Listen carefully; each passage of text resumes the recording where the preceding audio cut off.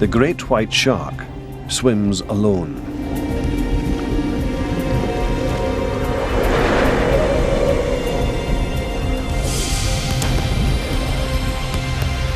But for less formidable animals, it pays to be one of the crowd.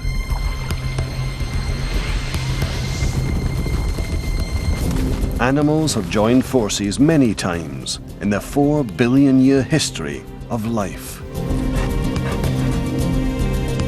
In the battle for survival, working together has proved a winning strategy.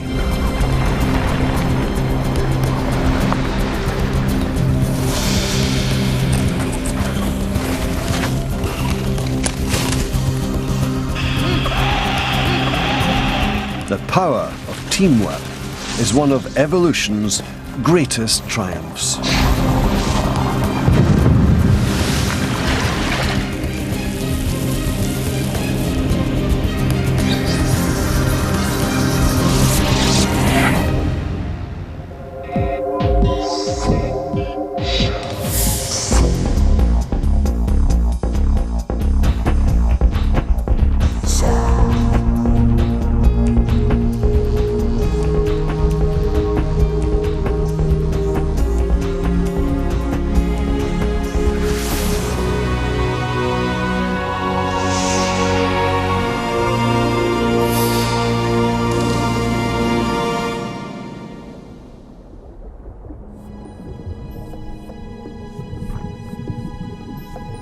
The shallow tropical sea is one of the most diverse and colourful habitats on Earth, but its beauty conceals a harsh reality.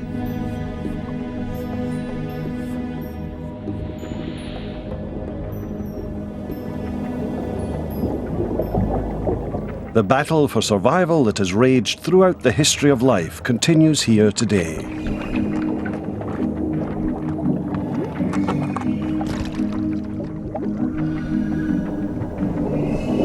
Only the biggest dare to cruise these waters alone.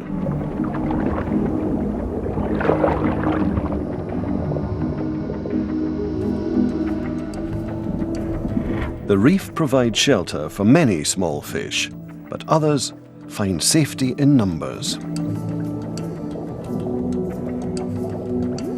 It's one of evolution's greatest advances.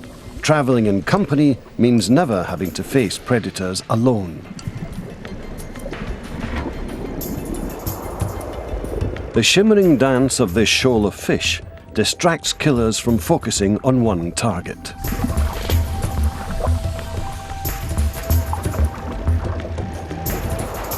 Silversides find safety in a crowd, hiding behind each other.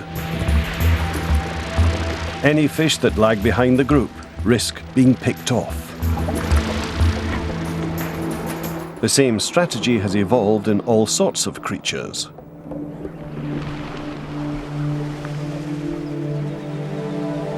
Starlings use an aerial ballet to avoid a falcon's killer grasp.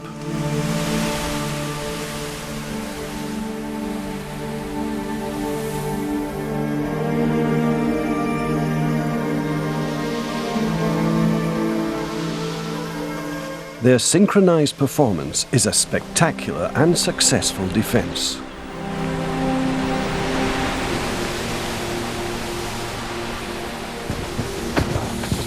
Reindeer perform their deadly dance with wolves, but the steps for survival are the same.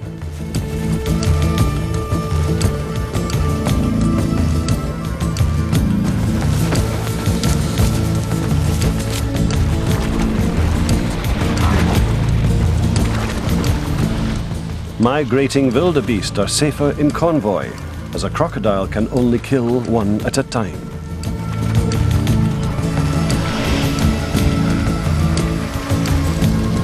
Each animal is more likely to save its own skin by simply following the herd.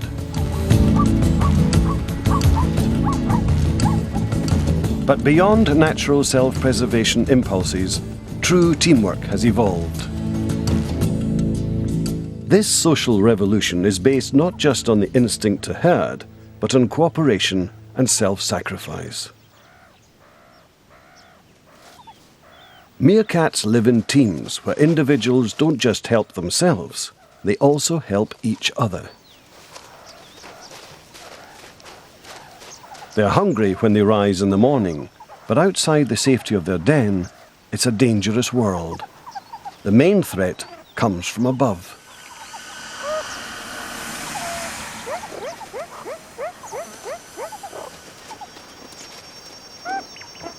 The eagle does not notice them.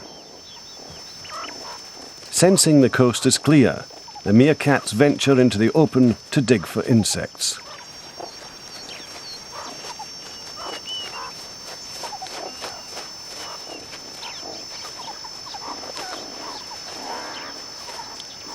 They work in teams, with individuals playing different roles.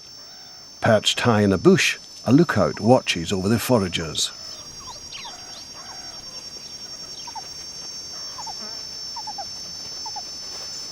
Another adult stays back at the den. Not all the group will get a chance to eat today. This meerkat is today's babysitter, looking after the young of the group's dominant breeding female and keeping them safe from danger.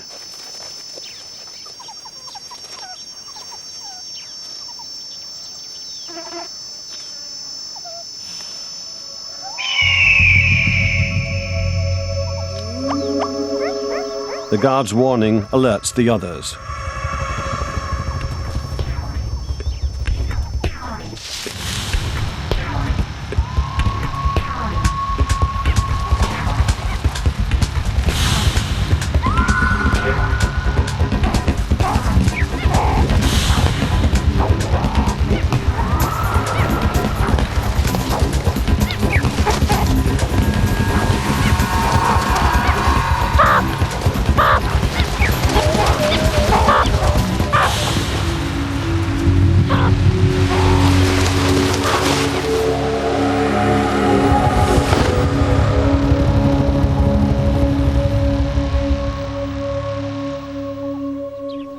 Meerkat teamwork, like cooperation between most animals, is based on family.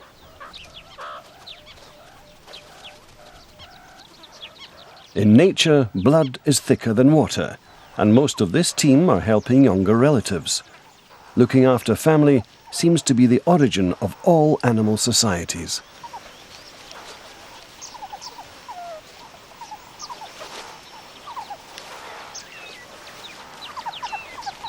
Mammals don't have a monopoly on this. Some of the most selfless acts are performed by the smallest of creatures.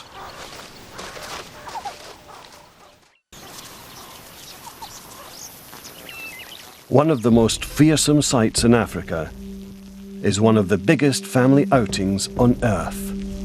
Millions of driver ants, all siblings, and on a mission to kill.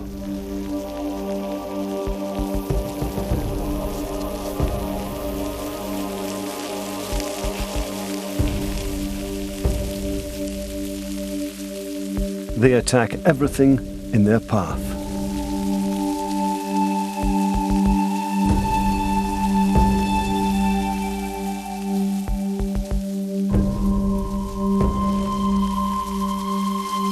Single ants don't pose much of a threat.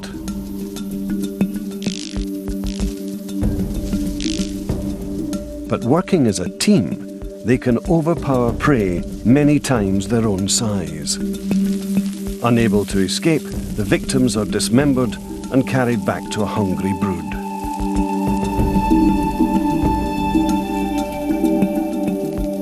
Parties of workers pool together, while larger soldiers stand guard.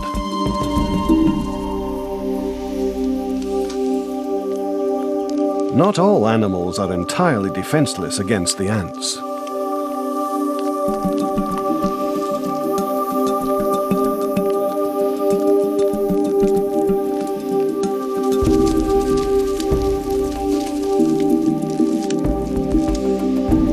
As the attack starts, this banana slug secretes copious quantities of slime.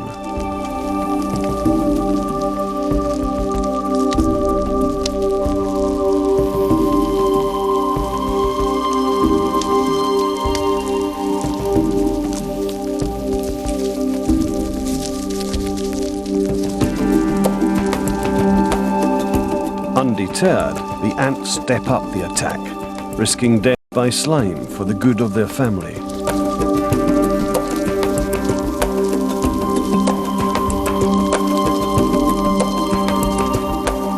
But for the slug, resistance is eventually futile.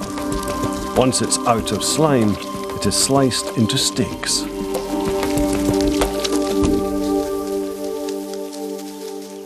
Incredibly, other ants rush in to rescue their trapped kin.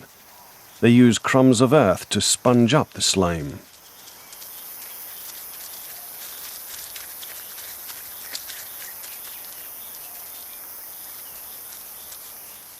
Then they pull away what's left to release their sticky siblings.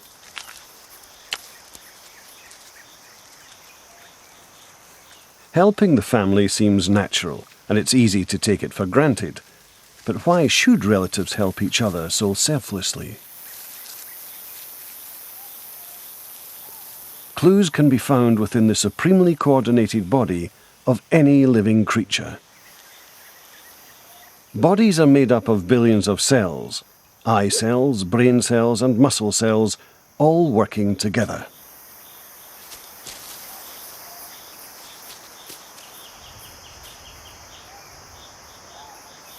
These cells have one thing in common: their genes.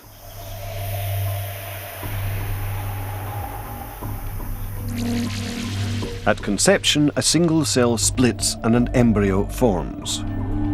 At each split, a complete set of genetic instructions is copied into the new cells.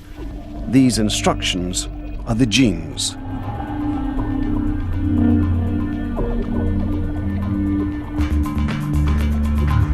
Each cell is genetically identical. They are all clones.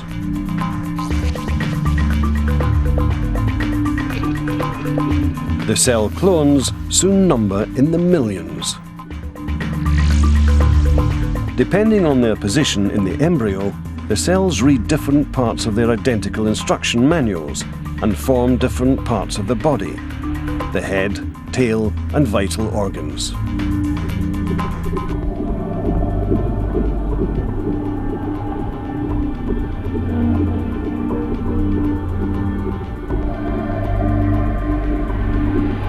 The miracle that is a living body is a mass of related cells, clones working together and steered by the genes they share.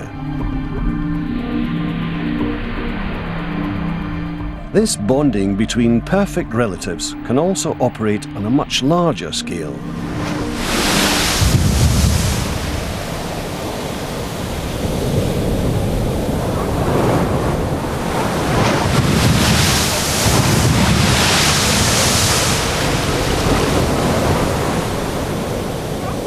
Like any multi-celled animal, a seal consists of cloned cells. But on the rocks below are teams of cloned individuals that work together as one single body.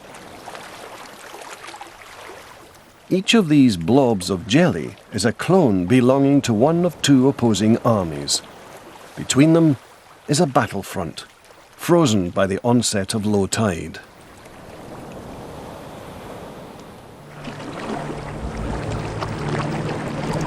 As the tide rises, they reveal themselves as sea anemones.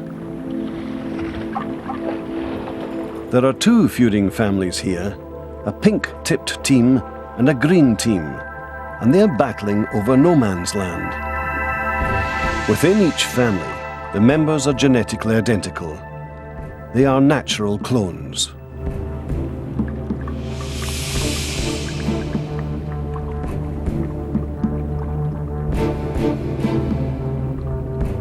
The anemones are formed like cells in a body by splitting from one original. Amazingly, the resulting army of clones behaves as if it were one huge animal. Like a cell in an embryo, each anemone has a job. Those in the middle of the body are the reproducers.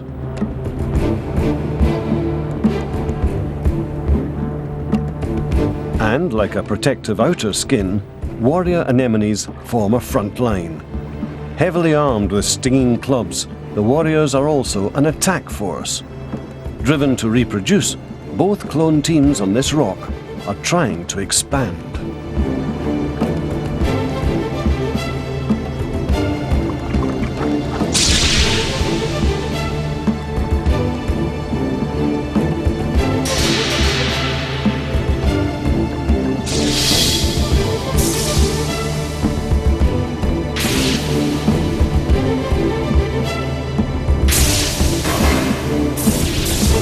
Cloned anemones, all sharing the same genes, will die for the team, just like cells in a single body.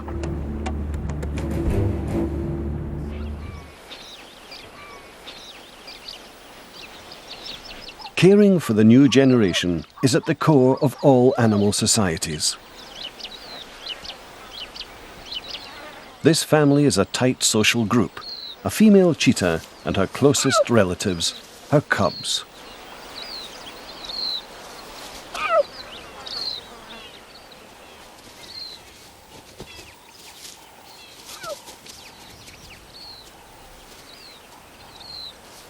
The mother protects her young.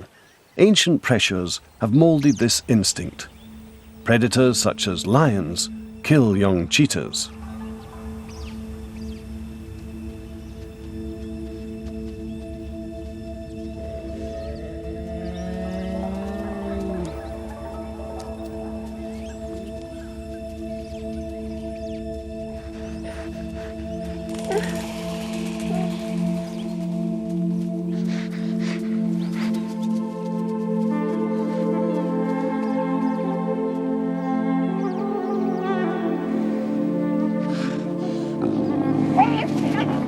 Putting herself at risk, the mother cheetah distracts the lion long enough for her cubs to escape.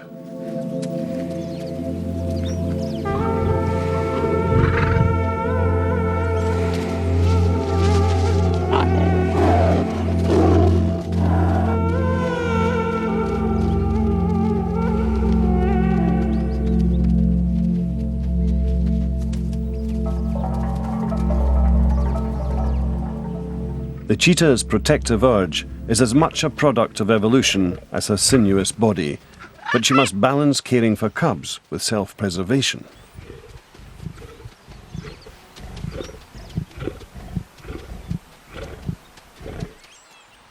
In the long run, cheetah mothers rear more young by caring for them without dying in the process.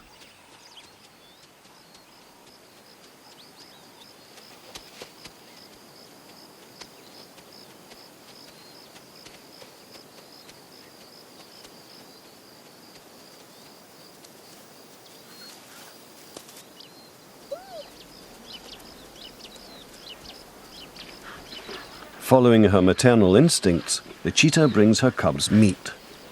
But as a mammal, she has another feeding method: milk. By suckling them, she is their lifeline.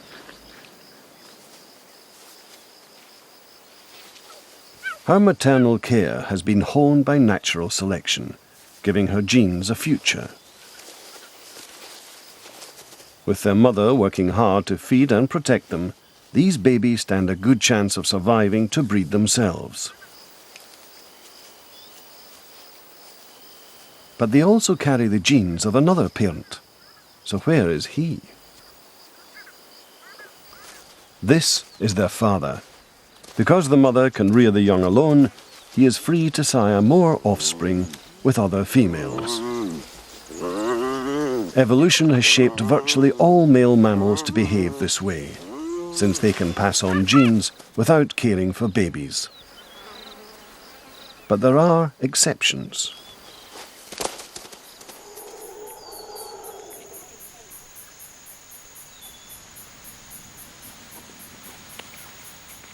This is a family of TT monkeys, including mother, baby, and father. Their lives and their relationships are shaped by their home, perilously high in the forests of South America.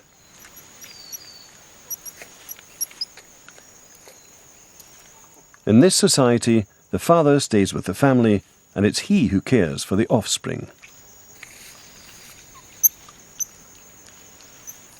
The mother does not possess conventional maternal instincts. Her role is mainly limited to providing milk.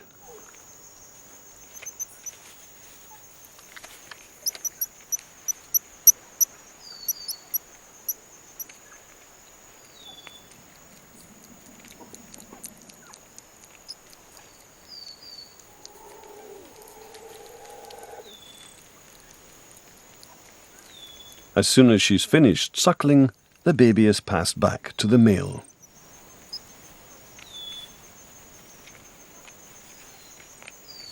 To survive up here, babies must be carried everywhere, but the females can't do it.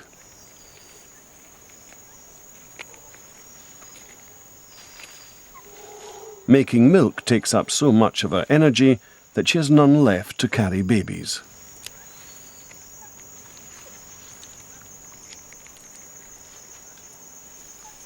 TT males cannot abandon their families as most male mammals do. If they did, their babies would fall and die, and their genes would be lost. So, because of the demands of treetop life, TT males have evolved family bonds. Two-parent families like these are rare in mammals, but not elsewhere in the animal kingdom. For most birds, parenting is also a team effort. And if food is in short supply, it can lead to friction in the family.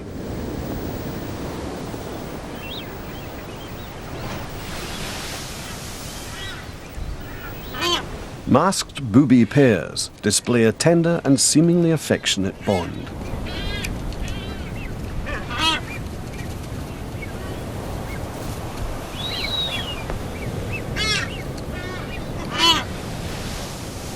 This nesting colony is on the Galapagos Islands.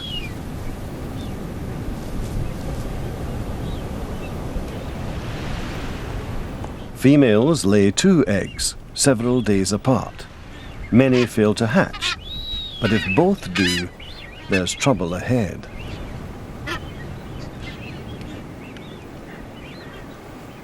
Emerging a few days after the first chick, the younger sibling is at a dangerous disadvantage.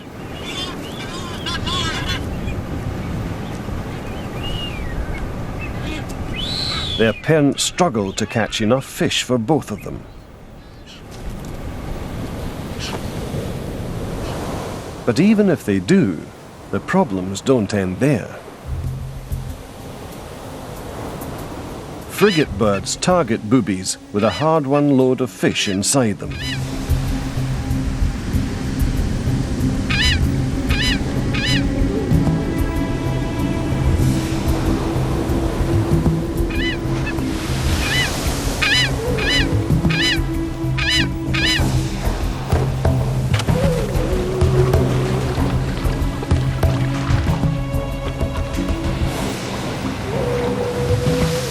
With the fish stolen, both chicks will go hungry today.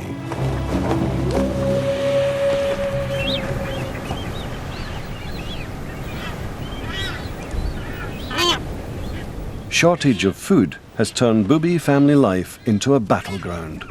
Older chicks always force the smaller chick from the safety of the nest, and the parent does nothing to stop it.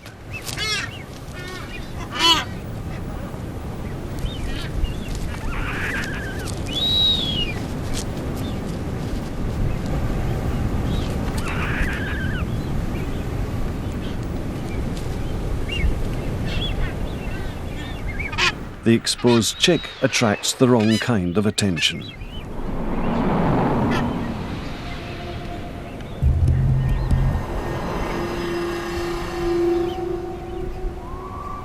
A hungry frigate.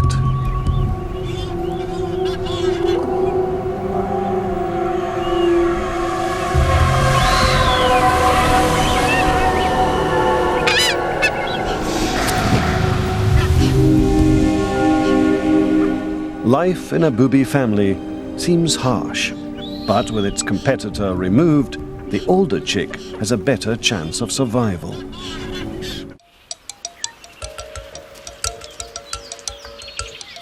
This is an extended family of southern ground hornbills. The parents, 2 adult sons, and last year's chick. She's the only daughter remaining. Her sisters have left to set up their own families.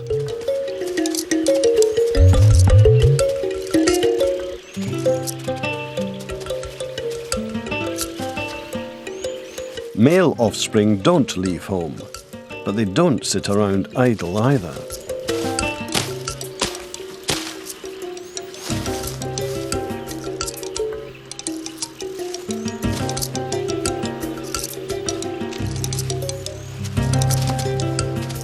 They help out with the family business.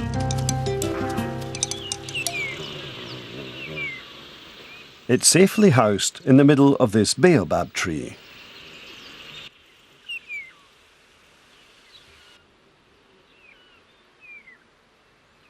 This year's chick. All the adults work together to feed it, including the grown-up sons. This male is feeding a chick that's not his own, but it isn't wasted effort. As its brother, he shares as many genes with the chick as he would with his own offspring. So why does this family cooperate when others, like the boobies, fight?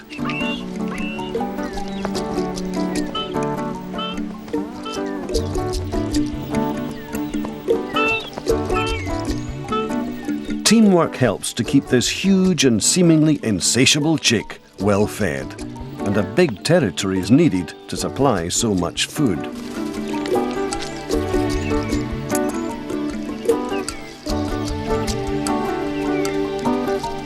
Good territories containing a nesting tree are very hard to find. So a son's best option is to delay breeding until he inherits the family territory. Until then, he helps rear siblings that carry copies of his genes. This delayed inheritance of land bonds hornbills into an extended family team.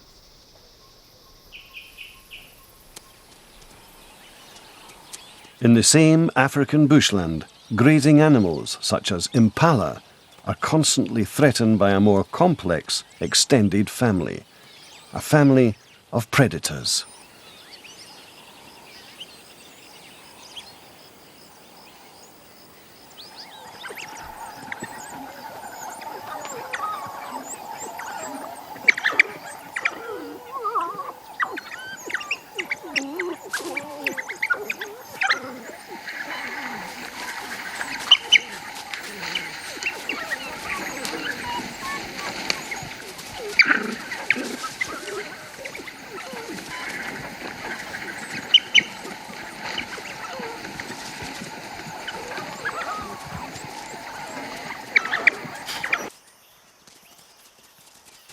The pups share genes with both sides of the family. Their parents are the highest-ranking male and female.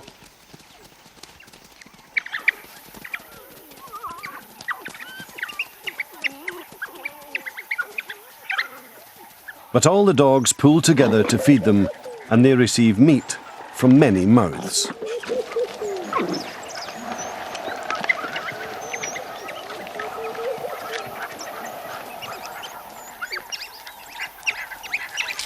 Sometimes a pair manages to raise a few pups outside a pack, but this is very unusual. Wild dogs have enemies, including hyenas. In a pack, there are more eyes and ears alert to danger. In small families, the pups are usually killed.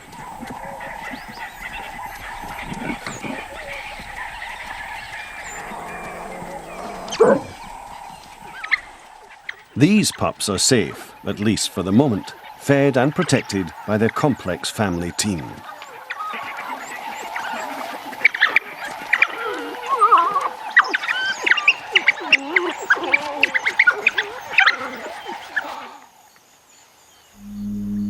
Other extended families have evolved into much larger teams. After brief rains here in the deserts of southern Africa, the sand is damp, and one industrious family turns 2.5 tons of it into thousands of sandcastles. The builders are secretive and subterranean.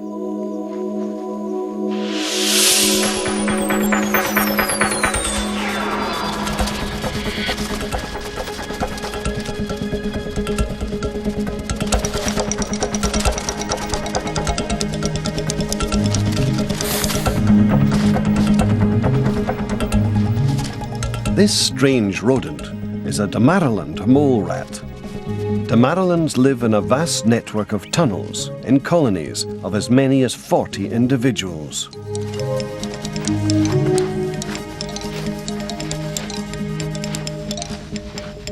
They chomp sand as a team, prospecting for randomly spaced prizes.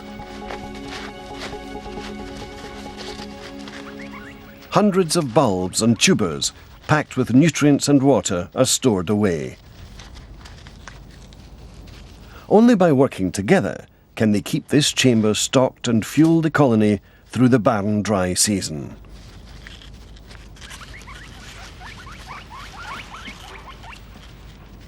This father and mother are the only breeding pair. The mother and the youngest offspring eat from the store all year round.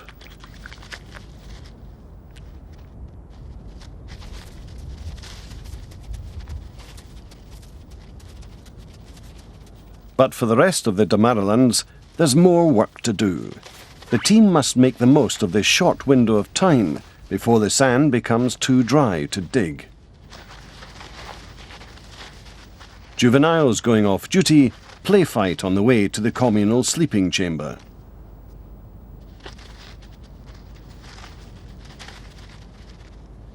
The exhausting business of finding food in this dry dirt has forced mole rats to work together.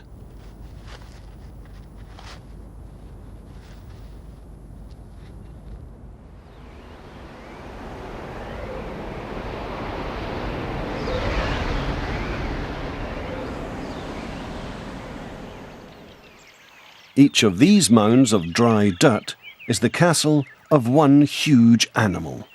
An animal with a body made up of 1 million separate working parts.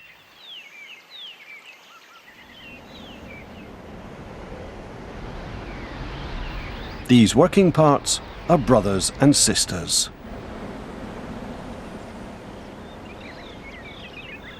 They are termites, living and working together so harmoniously that the whole colony acts as one vast superanimal. These are termite workers, soft-bodied and blind, taking advantage of a rare, humid morning to extend their home.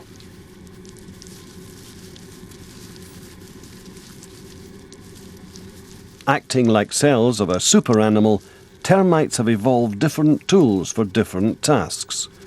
Most are workers, or like this one, heavily armed soldiers. In chambers deep inside the mound, workers cultivate edible fungus. These chambers form the superanimal's stomach. But all this life creates carbon dioxide, and if this were to build up, the superanimal would suffocate. The shape of the mound itself prevents this. High chimneys reach into the swirling wind, allowing the colony to breathe. Tubes and chambers are refreshed with oxygen.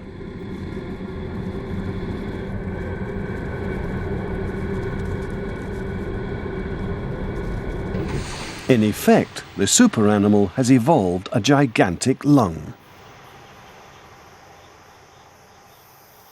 In the very heart of the mound lies the superanimal's reproductive organ.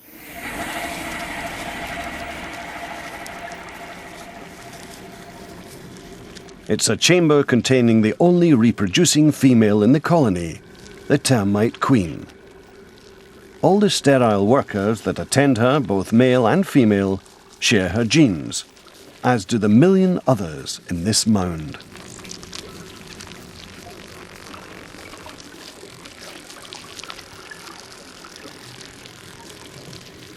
The queen lives for approximately 10 years, producing an egg every 3 or 4 seconds throughout her reproductive life.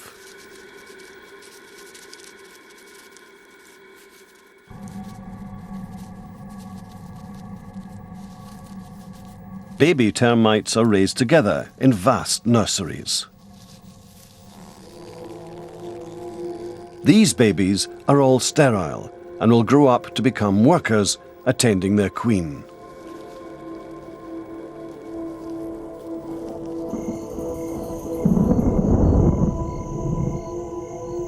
But once the colony has enough workers, winged reproductive babies are born. Then, once every year, a heavy rainfall triggers a magical event. Newly matured virgin kings and queens leave the colony in a glittering cloud. Each pair will go on to begin a new colony, projecting copies of the super animal's genes into the future.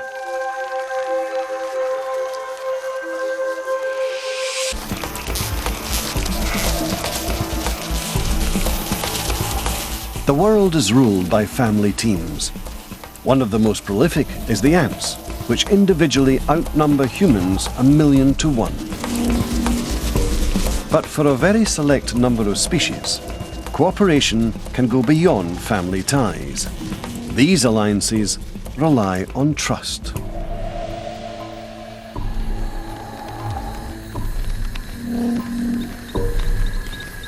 Every night, 1/3 bats pour from this Trinidadian cave to feed. Among them is the greater spear-nosed bat, a species which lives in a society based on trust.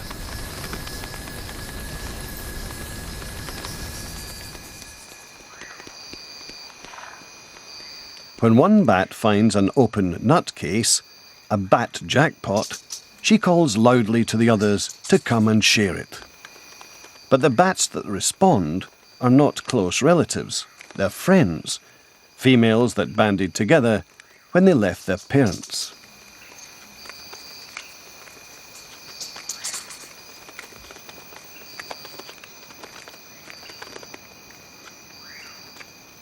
Each of these bats is a working mother. But she can take her time because, remarkably, they operate a babysitting club back at the cave. In every dimple of the roof, there's a creche of babies. But they're not home alone. They have babysitters. Although they're closely related to just 1 or 2 of the babies, they care for all of them, listening for a distress call from any baby in the group.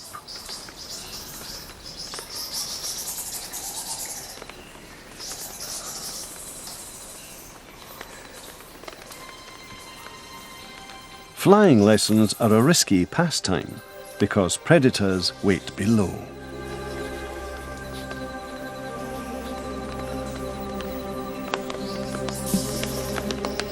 The bat must get off the cave floor quickly before the possum notices.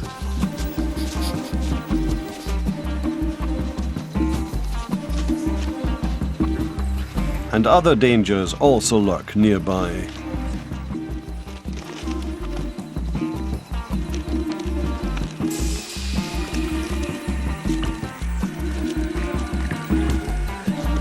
Out of immediate risk, the bat starts to shriek.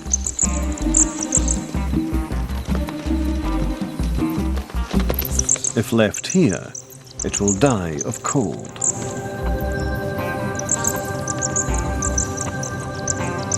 Alerted by the cries, a babysitter swoops to the rescue, even though this is not its own infant.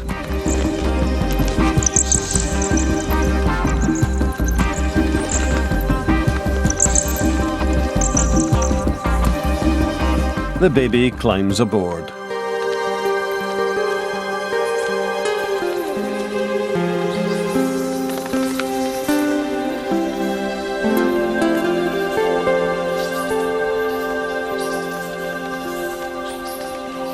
These bats have the brain power to get to know each other as friends and to trust each other to be good babysitters.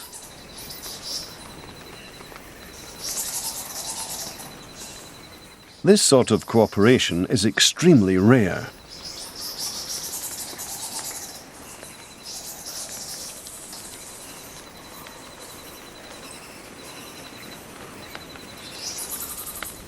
But one other species is even more cooperative. A species that is found throughout the world. A species that can even survive the extremes of an Arctic winter through trust and cooperation.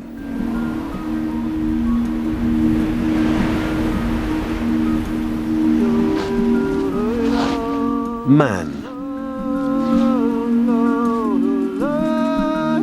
Several human cultures have blossomed in the snow and ice because of the power of human societies. In our natural state, we're naked and defenseless. All the other animals here have been shaped by evolution to resist the Arctic cold. Reindeer are born with natural survival equipment. Their hairy noses warm the air they breathe. And their hooves have become splayed snowshoes.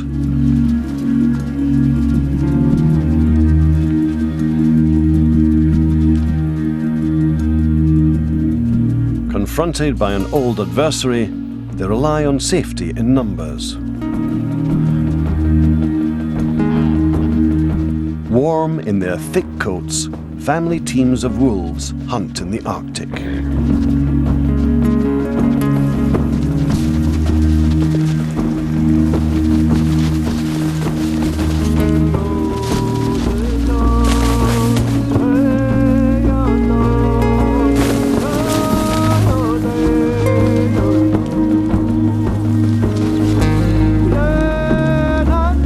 But neither reindeer herds nor wolf families dominate this habitat as they once did. Wolves have been driven away by a newcomer, a team player with an added dimension.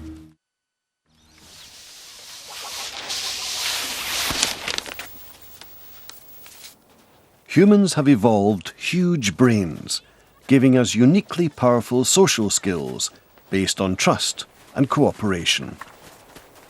Although we have few natural defences, our societies dominate much of the earth.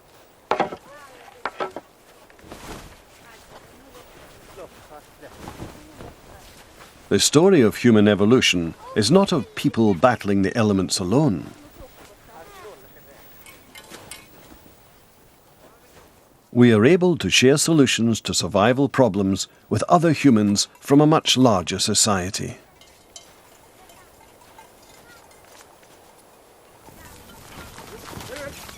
Every winter, the Sami people of Arctic Europe corral their reindeer. They're helped by their families and by others from a wider social circle, friends that they will help in turn.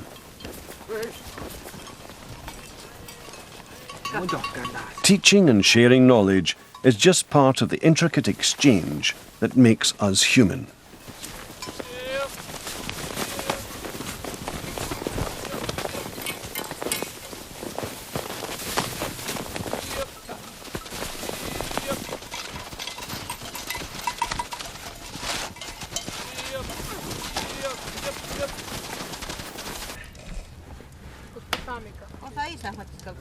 We're no angels. Our brains are packed with the potential for conflict and cheating.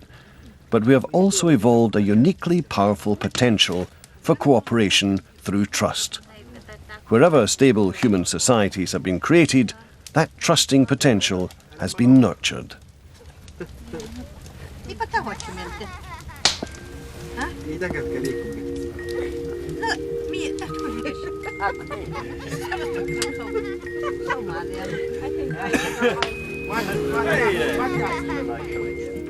Trust is the currency of humanity.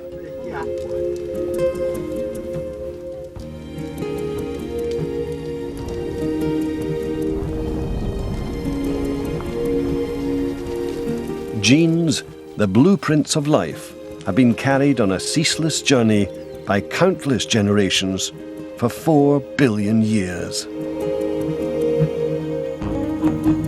That journey continues today as survivors of life's ancient struggle pass on their successful genes. From humble beginnings, animal teams have risen to dominate our planet.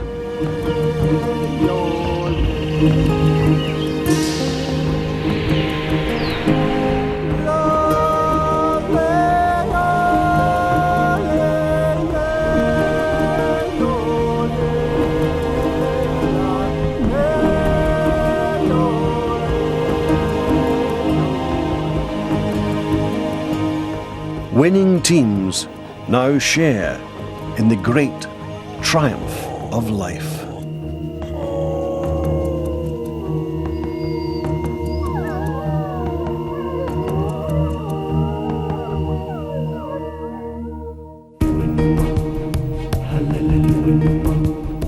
Hallelujah.